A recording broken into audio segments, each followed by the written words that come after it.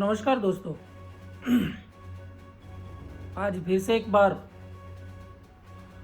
एक बहुत सुंदर एक कहानी आपके लिए लेके आया हूँ। दोस्तों, आज का जो ये वीडियो है उसकी शुरुआत ही में कुछ एक बहुत दिलचस्प कहानी से शुरू करने वाला हूँ, क्योंकि इस वीडियो के बाद मैं आपको एक मैसेज देना चाहता हूँ। वो ज़्यादातर आज के युवा पीढ़ी के जो स्टूडेंट्स है, युवा लोग हैं, उनके लिए बहुत बहुत मायने लगता है। दोस्तों, कहानी ही कुछ ऐसी है, क्योंकि बच्चों के लिए अभ्यास का महत्व बहुत अच्छा होता है, बहुत बड़ा महत्व अभ्यास का है। तो विद्यार्थी के जीवन में या किसी भी इंसान के जीवन में अभ्यास का क्या महत्व है, इसी कहानी के जरिए मैं आपको समझाने वाला हूं। दोस्तों, कहानी कुछ ऐसी है कि प्राचीन समय की अगर हम बात करें तो उस जमाने में बच्चे पढ़ाई के लिए गुरुकुल में जाते थे, यानी कि जंगल में ऋषि मुनि के आश्रम में, जिसको हम गुरुकुल बोलते हैं। तो उस गुरुकुल में जाके बच्चे पढ़ाई करते थे। बच्चे पढ़ाई के साथ साथ गुरुकुल का जो आश्रम होता है, ऋषि मुनि का आश्रम, उस आश्रम की देखभाल भी हो जाती है। लकड़ियाँ कुछ इकट्ठी करके गुजरान चलाने के लिए लकड़ियाँ भी इकट्ठी हो जाती है। आश्रम की सफाई भी करते हैं और गुरुजी की सेवा भी करते हैं। और उसके साथ साथ गुरुजी समयांतर उनको विद्या या अभ्यास करवाते थे। तो वो थी गुरुकुल जमाने की बात। तो उस जमाने में एक गुरु के आश्रम में एक छोटा बच्चा भी अभ्यास कर रहा था। उसका नाम था वरदराज। तो वरदराज के माता पिता ने सोचा, क्योंकि वरदराज बचपन से ही मंद बुद्धि का लड़का था, तो उन्होंने सोचा कि गुरुकुल में उसको भेज देते हैं और गुरु के आश्रम में वो पढ़ाई करेगा और कुछ अच्छा भी बनेगा। तो ले चले उसको गुरु के आश्रम में और गुरु जी के पास पढ़ाई के लिए, अभ्यास के लिए भेज दिया। दोस्तों, वहां पर और भी सारे बच्चे पढ़ाई तो कर रहे थे। तो वो सारे बच्चों के साथ ये वरदराज मिलजुल गया। थोड़ी कुछ पढ़ाई भी करने लगा, बच्चों के साथ खेलने भी लगा, आश्रम की देखभाल भी करने लगा। समय बीतता चला, बच्चे सब पढ़ाई कर रहे थे, लेकिन ये तो मूलतः तो वो मंद बुद्धि का लड़का था। गुरुजी क्या कुछ पढ़ाते थे, क्या कुछ बोलते थे, वो ये वरदराज जल्दी समझ नहीं सकता था। उसकी समझ में बहुत देर के बाद कुछ आता था, कुछ नहीं आता था। तो उस कारण से ये वरदराज और सारे बच्चों के उपहास का कारण भी बन गया था। सारे बच्चे कभी कभी उस पर हंसते थे, मजाक मस्करी भी कर लेते थे। तो वरदराज को अच्छा नहीं भी लगता था, लेकिन वो शांत लड़का था, कुछ बोलता नहीं था। एक दिन गुरुजी ने उसको बोला, ऋषि ने बोला कि बेटा वरदराज, मैंने बहुत सारे प्रयास किए। ये सारे बच्चे जो तुम्हारे साथ पढ़ाई करते थे, वो अगली कक्षा में चले गए, लेकिन तू उसी ही कक्षा से बाहर नहीं निकल रहा है, आगे नहीं बढ़ रहा है, क्योंकि पढ़ाई तुम्हारी समझ में ज्यादा आती नहीं है। तो अब मैं क्या कर सकता हूं? बेटा, मुझे बहुत अफसोस है, लेकिन मैं तुम्हें एक बात बताता हूं कि अब तुम अपने घर वापस चला जाओ। घर वापस जाके अपने माता पिता को उनके काम में कुछ मदद करो, क्योंकि पढ़ाई तुमसे नहीं हो रही है। इससे अच्छा है यहां पर तुम तुम्हारा वक्त बर्बाद करो, लेकिन उस वक्त का सही इस्तेमाल तुम घर जाके अपने माता पिता की सेवा करो, उनको घर काम में मदद करो, तो तुम्हारा समय भी अच्छा रहेगा, कुछ काम भी हो जाएगा, तुम्हारा मन भी बहुत अच्छा रहेगा, प्रसन्न रहेगा। बहुत भारी मन से वरदराज सहमत हो गया कि ओके, अच्छा गुरुजी, मैं घर वापस जाता हूँ। तो गुरुजी ने वरदराज को घर वापस भेज दिया और विदा कर दिया। लेकिन उस जमाने में कोई बस या कोई व्हीकल की फैसिलिटीज नहीं थी,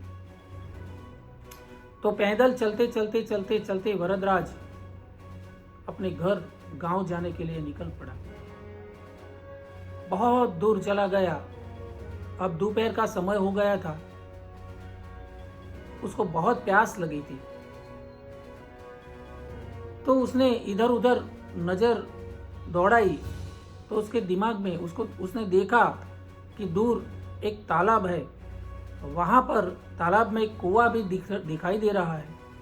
कुछ महिलाएं उससे वहां से पानी खींच रही है कुएं में से। तो वहां गया, बोला कि माताजी मुझे पानी पीना है। तो वो महिलाएं बोली कि बेटा तू बैठ, हम तुम्हें पानी पिलाते हैं। तो महिलाएं जब पानी खींच रही थी, ठीक उसी वक्त ये वरदराज की दृष्टि उस कुएं के पत्थर के ऊपर पड़ी, जिस पत्थर से वो रस्सी खींच रही थी कुएं में से। तो उस पत्थर पे उसकी नजर पड़ी, दृष्टि पड़ी। तो वरदराज ने एक अजीब सी घटना देखी। उस महिला को पूछा कि माते, ये जो पत्थर है इतने कठोर है, ठोस पत्थर है, लेकिन उसके भीतर ये जो निशान पड़े हैं, घाव पड़े हैं, खड्डे हो गए हैं,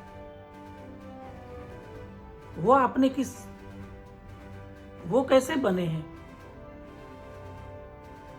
तो उस महिलाओं ने जवाब दिया कि बेटा, ये निशान हमने नहीं बनाए पत्थर पे, ये पत्थर तो ठोस है, हम कैसे निशान बना सकते हैं?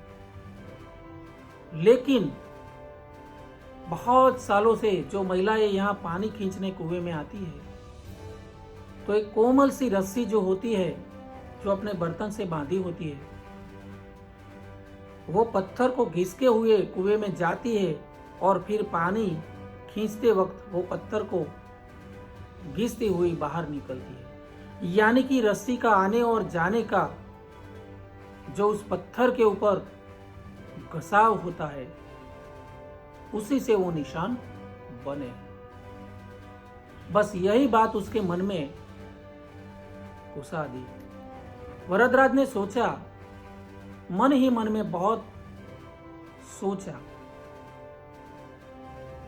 कि ये पत्थर इतने ठोस होते हैं और ये रस्सी तो इतनी कोमल, लेकिन बहुत सालों से वो रस्सी के आने जाने से इस ठोस पत्थर के ऊपर भी इतने निशान हो जाते हैं, तो हम तो इंसान हैं, मैं क्यों पढ़ाई नहीं कर सकता? बस यही बात उसको अच्छी लगी। दौड़ता हुआ वापस गया। कहां पर? आश्रम में, गुरुकुल में गया। गुरुजी को प्रणाम करते हुए बोला, गुरुजी मुझे क्षमा करे, लेकिन आपसे मैं एक विनती करने आया हूं। बोल बेटा, क्या विनती है? तो वरदराज ने कहा कि गुरुजी मुझे फिर से अभ्यास करना है, पढ़ाई करनी है। बोले कि बेटा तुम पढ़ाई नहीं कर सकते हो। वरदराज ने बोला कि गुरुजी, इतने ठोस पत्थर पे कोमल रस्सी जो निशान बना सकती है, तो मैं तो एक इंसान हूं, मानता हूं मैं मंद बुद्धि हूं, पढ़ाई में अच्छा नहीं हूं, फिर भी अभ्यास करना तो चाहता हूं, पढ़ाई करना तो चाहता हूं। मुझे कुछ सीखना है, कुछ बनना है, कुछ करना है, और मैं पढ़ाई करके दिखाऊंगा। भले देर से ही सही, लेकिन पढ़ाई करूंगा। गुरुजी ने बोला कोई बात नहीं बेटा, आ जाओ पढ़ाई करो। तो उस वक्त गुरुजी ने उसको फिर से पढ़ाई करानी शुरू कर दी। दोस्तों, गुरुजी ने इतना सहयोग दिया इस वरदराज को, इतना सहयोग किया, अब उसका पढ़ाई में मन लगा। मन बहुत अच्छी तरह से, वो लगन से कड़ी मेहनत करने के लिए तैयार हो गया और कड़ी मेहनत अथाक परिश्रम करने लगा और पढ़ाई में पूरा ध्यान केंद्रित करने लगा। लेकिन बहुत सालों के बाद वो इतना पढ़ा कि दोस्तों आगे चलकर यही वरदराज